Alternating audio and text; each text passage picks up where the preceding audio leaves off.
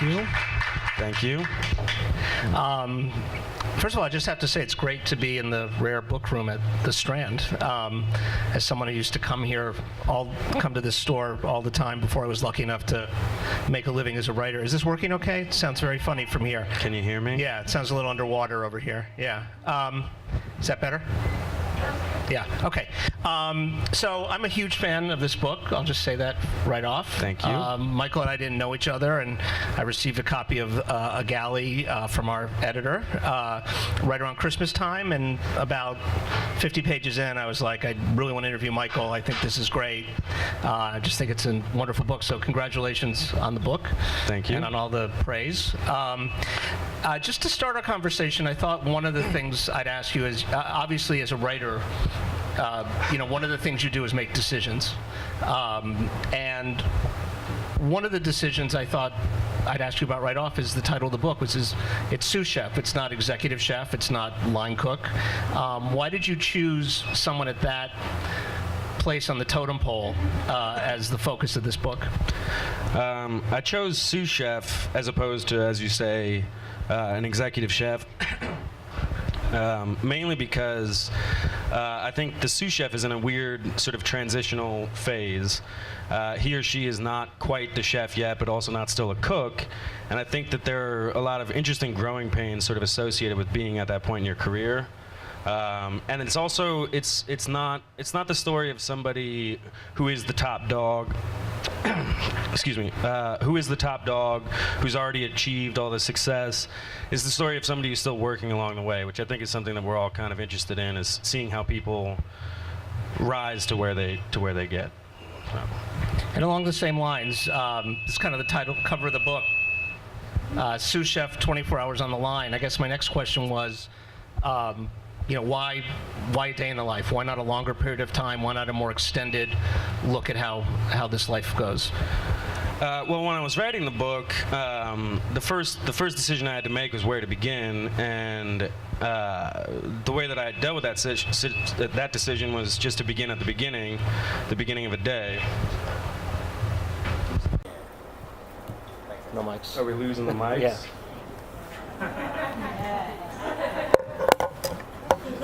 The mic drop. So I just wanted to start at the beginning of a day because that seemed like the most logical place to do something. Begin at the beginning, and then when I was trying to figure out where is this going to end, how long is this story going to go on, it made sense to just sort of encapsulate it in like one complete 24-hour cycle, because that would give it some sort of anchor, so that I wasn't just sort of like floating through an entire 15-year career of different experiences and then sort of trying to wind my way to the end. I thought, why not give a picture of a day? And then the other thing is, I feel like a picture of a day allows you to imagine that this is every other day, or that many other days are quite like this. Right. But this is just part of the daily life. And to me, it's really important that people who read the book understand that, this day begins, it ends, some things happen, some exciting things, some not so exciting things, and to remember that the next morning the person wakes up and does this all again, which in this particular case the person is you.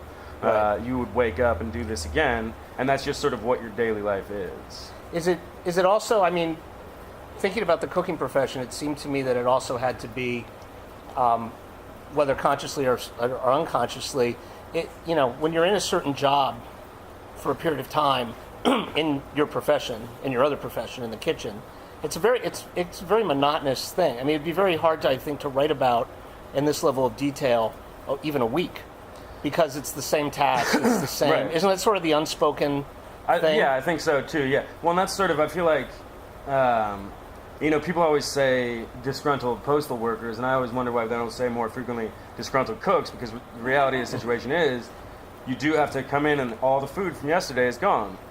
And you have to make it all again, and you have to do that again every single day. Right. And to, as you say, sort of to reiterate that, I think would probably just get boring for readers. It may sort of hammer home this quotidian, not quite, I wouldn't say monotonous, but sort of the monotony of being in an occupation.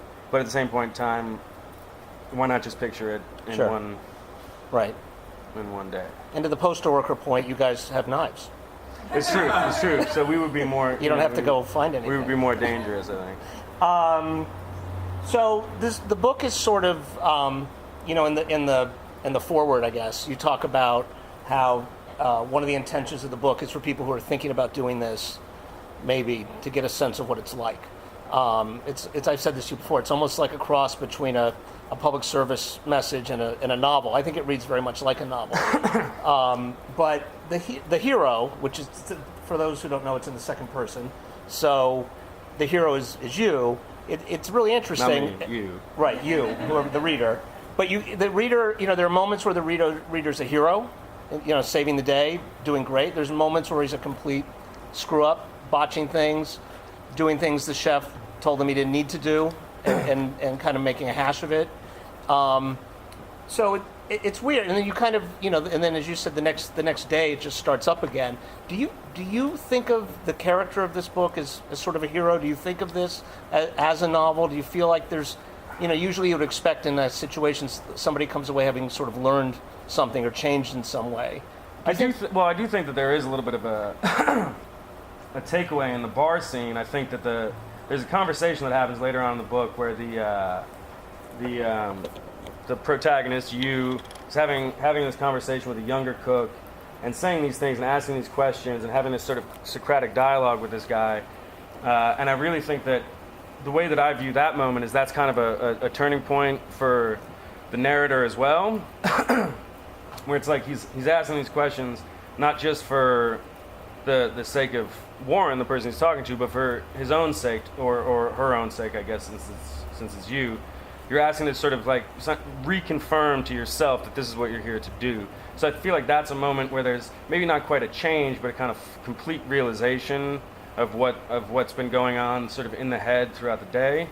But I don't, for me it's more like a like a letter, sort of like an open letter to anyone who's interested in doing this, or anyone who currently does do this, or anyone who thinks that they may want to do it, or just sort of a casual voyeur sort of foodie that's wondering what it's all about. I wanted to sort of write a letter saying, hey, picture this. So I think there is a story and a narrative that develops out of that, but for me it was more like having a conversation with somebody, and not necessarily about the sort of emotional or physical change that happens to the protagonist. Right.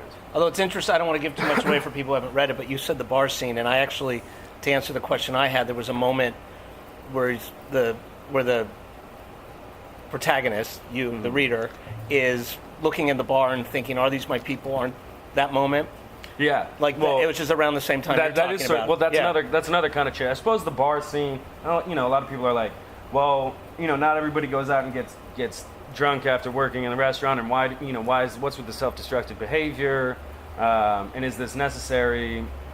And I think that it is necessary because rather than being self-destructive, it's a little bit more like community construction. And I think for this person, for this particular protagonist, that is a moment where if it's me, where I realize, all right, well, this is a community, this is a family of people that I'm sort of lucky to be a part of, and they will be there here in this city. If I work at a different restaurant in this town or some other country, you're always going to find this sort of really intricate, idiosyncratic community of people that speak the same language as you, and that's sort of that's something that's easy to forget, I think. Right.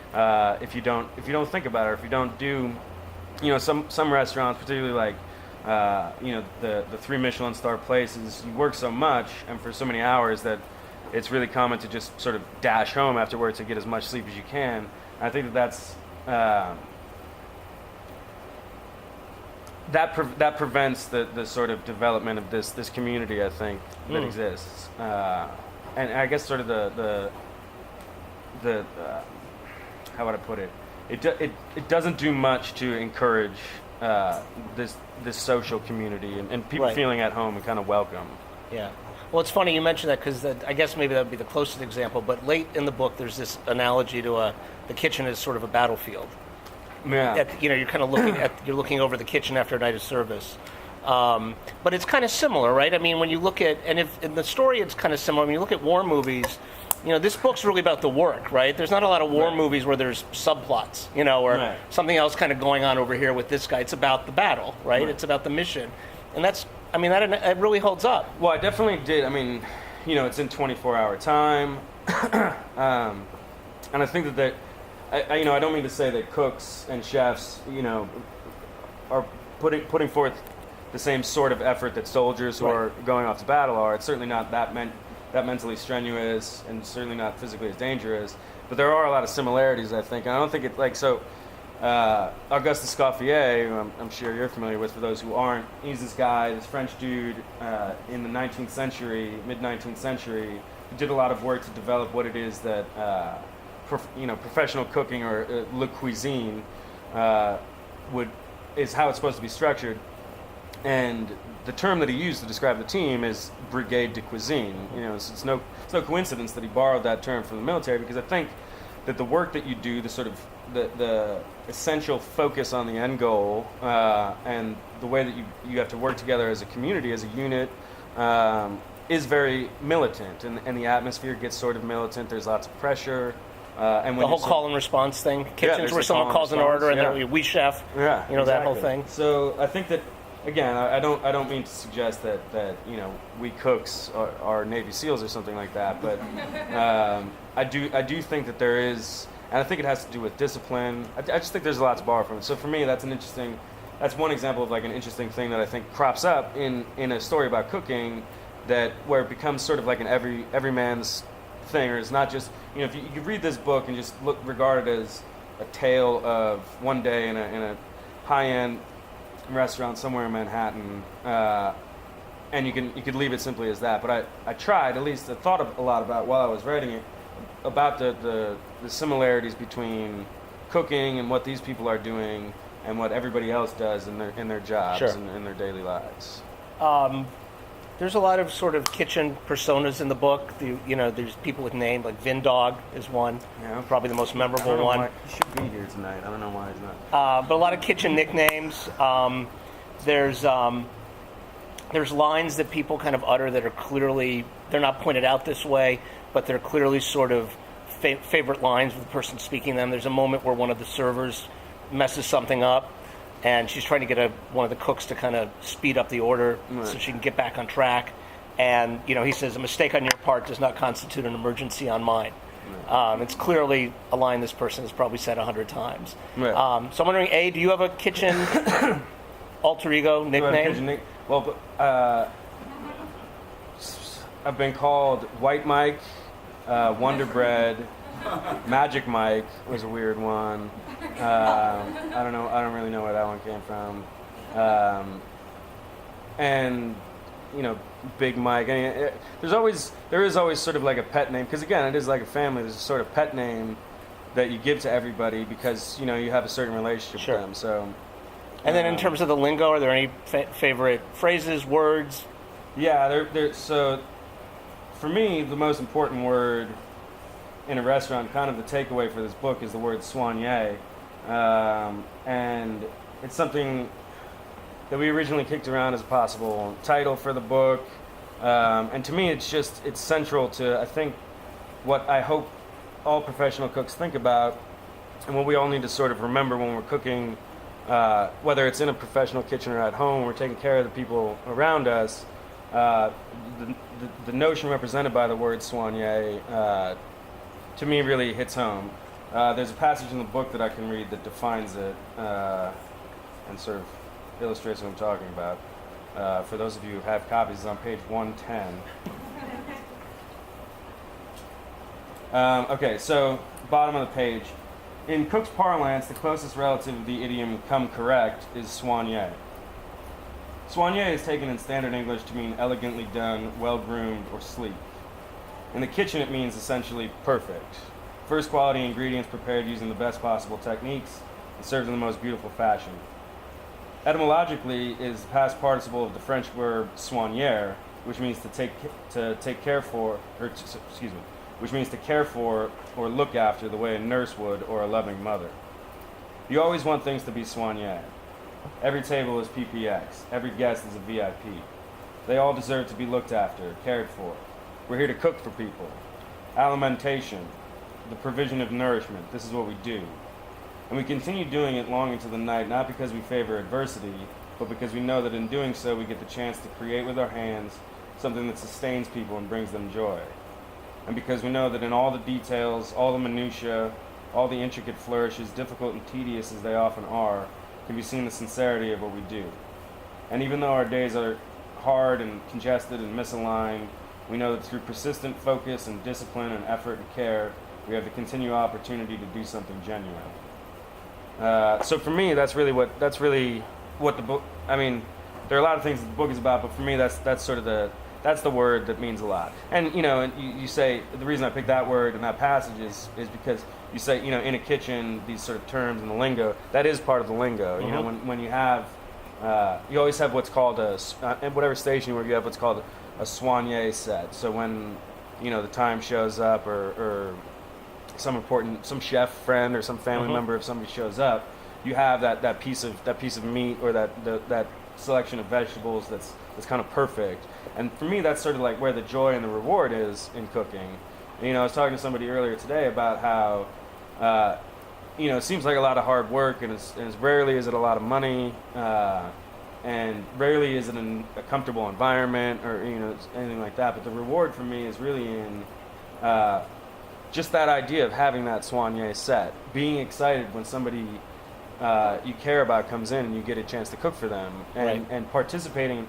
If it's a couple on a date, or it's somebody's anniversary or somebody's birthday, being able to participate in that moment of joy with them and to actually enhance it in some way by the effort of your own effort and the effort of those around you, I think to me is just a fabulous transaction that is what reminds me that it's worth doing every day when I wake up hungover or whatever.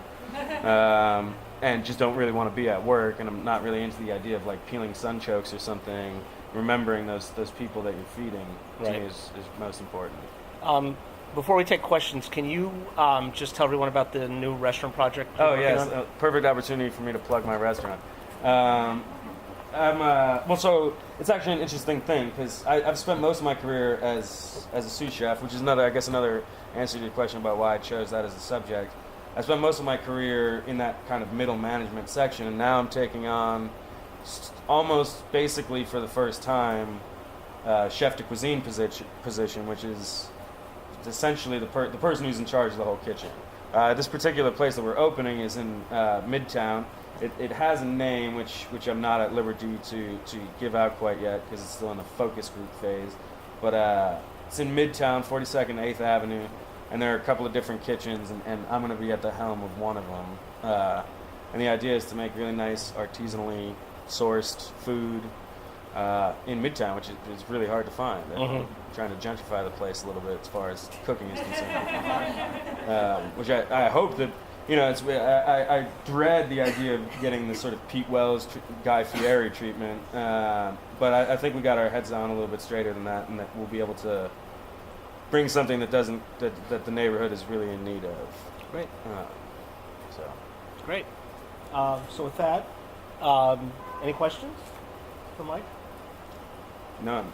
Okay, so you have one question. Okay, I have a question for you. You could be executive chef or chef de cuisine at any restaurant in New York. Where, in terms of neighborhood or a particular What restaurant? particular restaurant? Oh, it would be my own, it'd be Mike's place.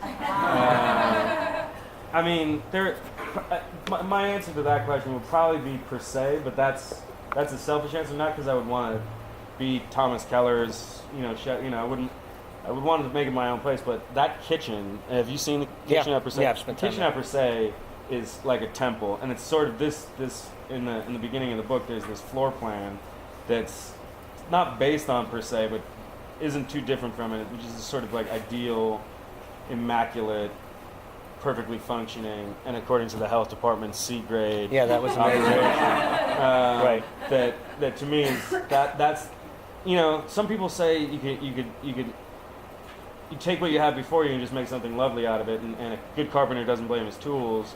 So you should be able to make nice food and enjoy that process anywhere under whatever circumstances. But for me, the notion of not ever having to worry about whether or not a piece of equipment is going to work, or whether or not you have enough space, or if the walk-in refrigerator, just getting rid of those impediments, I think, is kind of a personal goal. And so I would want to work at a place like Per Se.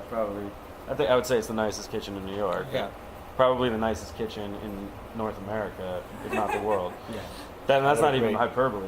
This place is like, and if you go to eat there, if you're lucky, occasionally they'll let you come back and see the space, and it's out of this world. Which is why the people who work there, or who have worked there, have the biggest chips on their shoulder imaginable. And the cleanest kitchens. And they're all, I have 5 or 6 friends who are Per Se alums, so I won't speak ill of them, but that's a nice kitchen. Other questions? Yeah. What's your favorite thing to cook? Fish. I talk about it. I don't know if I actually identify it in the book as the favorite thing to cook, but it will come as no surprise that I spend a lot of time talking about fish, about butchering fish, about cooking it. Mainly because I think that fish is really delicate. It's hard to find good fish. The salmon that you get at the grocery store that's packed on this styrofoam tray and smells like the Gowanus Canal. That's not good fish, and so of course you have difficulty when you're trying to cook it at home. I think it's also the case for people in restaurants. It's probably, in terms of one basic ingredient, the most difficult thing there is to cook properly, because it gets dried out really quickly. It'll fall apart if you put it in the pan before it's reached the right temperature. It takes seasoning in a sort of, it's not as sturdy when it comes to salt and pepper as something like a big piece of Cote de Boeuf is or something. You have to be delicate with how you season it.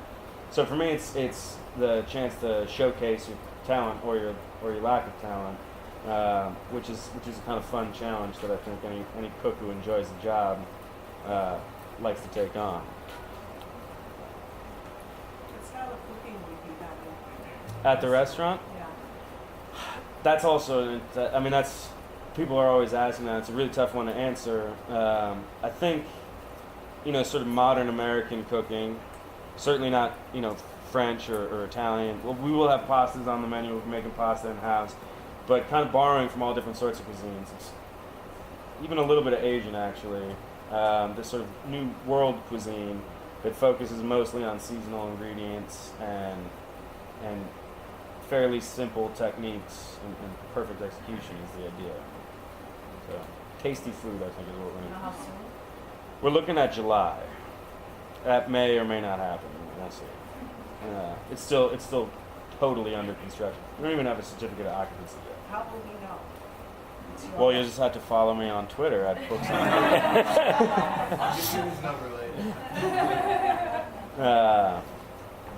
Yeah. Anybody else? So what's being a chef de cuisine going to do to your writing career? Well, I'm actually really happy you asked that, because I think for me personally, some people are capable. I know this guy John Michaud, who I saw actually do a reading here a couple of years ago when his book came out. He spent 5 or 6 years every day on his commute from New Jersey to his office at the New Yorker, working away at his book, and eventually after this duration of time finished it. I could not do that. For me to write, I can't even do the sort of the Richard Locke recommendation of 3 hours a day. For me, it's either all or nothing. I have to give myself over completely to the task for as many hours as I would in a kitchen. So, and I think equally in a kitchen, listen, if you're going to do anything well, you do have to give yourself over to. You have to devote all your energy to it, at least. So if I want to do the cooking thing well, I can't also be taking notes and writing and working on some, my diaries or something like that. I need to just be cooking. So I'm sure that my agent and my editor aren't really happy about hearing that. But I think it'll have to be, for me to continue to write, it'll have to be like on my day off, whole day goes to writing. If I have 2 days off, one of them will go to writing. But who knows? I've never done this before. So it'll be interesting to see what happens. Yeah. I was wondering if there are other chefs To start writing, I would say, I mean, I was inspired to start writing just by all the great books that are out there, like all these here. Just always been something I've been interested in since I was a boy. So that was really the inspiration for me to write. I suppose believing that I could write a story about cooking that could also read like a beautiful book, believing that was a possibility was for me inspired by people like certainly MFK Fisher. She's just an absolutely fabulous writer who happens to also talk about food. Gabrielle Hamilton is another great example. Bill Buford, Anthony Bourdain. But I guess Gabby and Tony Bourdain are chefs. But it's this weird. I mean, maybe you could speak to this because your Tokeland is kind of just all about this. It's like a weird place to dwell because everyone's always asking the question, which one are you? Are you more a chef or more a writer? Yeah. And it's like a tightrope to walk. And like I said, you have to commit yourself to either of those crafts so thoroughly that it's difficult to do both at the same time. So I don't know, but anyways, those people I would say were influential in me writing this particular book, and then about 1,000 other people helped me like writing and literature and books in general. Anyways, It does seem that most, without naming names, but a lot of people who end up chefs who end up writing are. Pam, am I right? They're as late as anyone with their manuscripts? Because it's hard to do. Or they're writers. It's hard to. I mean, the chefs who write, it's really hard to do both things. It's and the cooking part is one's physically and mentally exhausting, and the other's completely mentally, I think, exhausting. Yeah. And you don't have a lot of, not to get precious about it, but I've never done both, but you don't have a lot of time when you're working full time in a restaurant for, the downtime work that your brain does. You're so, there's nothing left. No, so it's not like you have time to I'll go for a drive, and when I come home, that paragraph I need will be there. You don't have that time. Right. So you're either asleep or at the restaurant or thinking about the restaurant So I think it's funny that we were talking right before, and there's this line I've always loved that really, I guess, has nothing to do with this, but it's a funny line.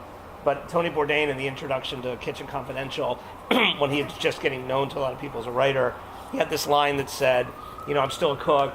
If my car breaks down at 2 o'clock in the morning in a bad neighborhood, I'm calling a cook to come get me. I'm not calling a writer. I mean, you can count on cooks.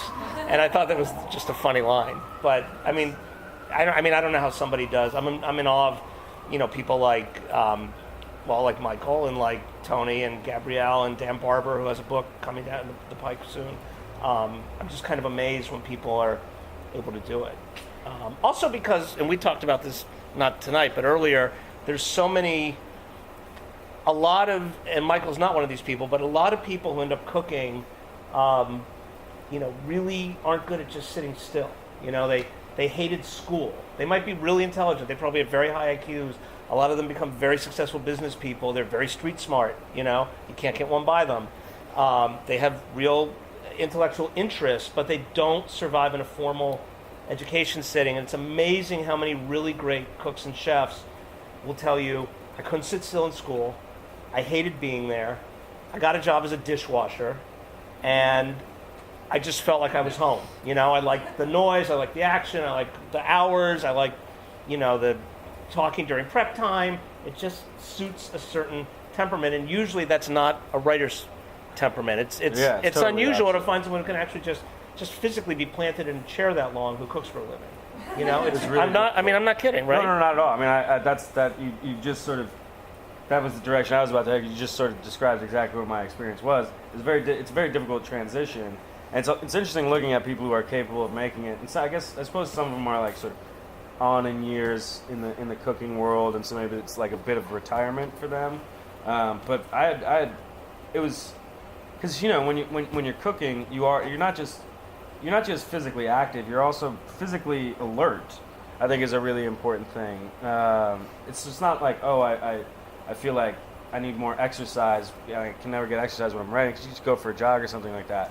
But it's being alert and sort of participating in life physically constantly throughout the day. Right. That when you then sit down at a computer for 15 hours, the way that I do it, you're only participating in your head in this glowing screen, or piece of paper if you write on paper or whatever. Right. And for me, it's almost the opposite.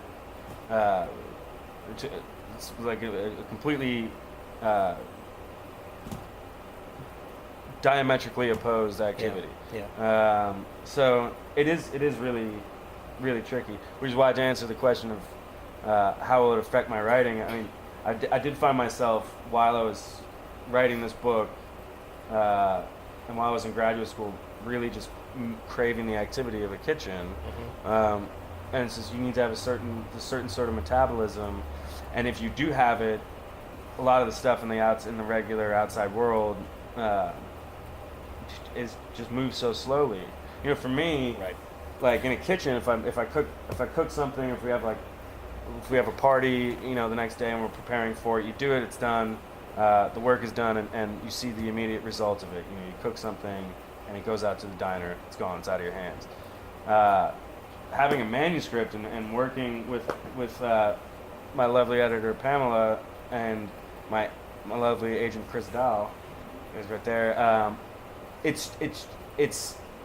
sits there for like a year, and you find yourself still working on this thing and thinking about it. And I got to a point where I was like, I don't even know what this book is about anymore, because I did it. That was what I was doing last year, and it's a really tricky, interesting relationship that the two careers have with each other. But isn't the flip side also that meals come and go, right? Restaurants come and go. This will be around, right? Yeah. Like I always thought that's why so many people want to write cookbooks. Is it's the only record of the food. Right. If you don't write a cookbook, the foods that you're doing at any given time, it's gone.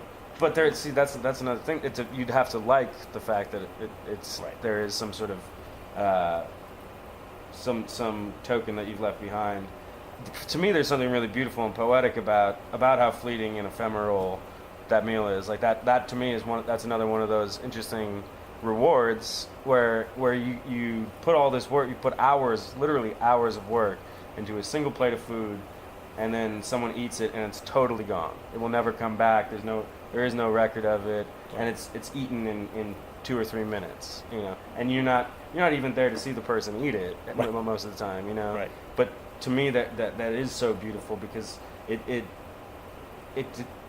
detaches you from the result and attaches you to the process Right. itself. Which Right. for me, that's a very, in my mind, that's so I went to undergrad for painting and fine arts, and there was something about that physicality of that process of sitting there, putting paint on a canvas or making a lithograph or something, that I think you get a lot of in food because you're so detached from what the Sure. actual end result. You're just there in the moment, handling that beautiful piece of fish, or tossing that pasta in a pan, and you're just working with all your instincts on that particular moment, Yep. and then it's gone. You don't dwell on it. It's just this constant focus on what's happening right at this very moment, Yep. which to me I think is beautiful. I know we need to start signing. Can we just get one last? Maybe one more Yeah, last question. This is perfect because I wanted to ask you, how would you describe your creative process? And what did you borrow from fine arts? What did you borrow from the kitchen? And what did you borrow from writing? My creative, I think they're all kind of possibly the same, in that, I say there's a line in the book about how it's how it's the same thing every day, but something new every second, which to speak to the monotony we were talking about earlier. That to me is where the creative process is. How it's something new every second. How it's taking the things that you have in front of you and making the most lovely thing out of them that you can. And I think when you're making a painting, when you have a canvas and maybe you have something that you're looking at to paint, and you have your brushes and your paints themselves, you're taking those ingredients and making the most beautiful thing you can out of it. Certainly, when you're cooking, you're taking the ingredients, the circumstances, the plates that you have to put it on, all of that stuff into account to make the best thing you can out of it. For me, when I'm writing this book, I like to believe that most people, when they're writing, are taking the stuff that they have, the words, and the stories that they have, and turning them into the loveliest thing that they can to share with people. So I think it's all the same exact thing, just with different. It's the same recipe, different ingredients.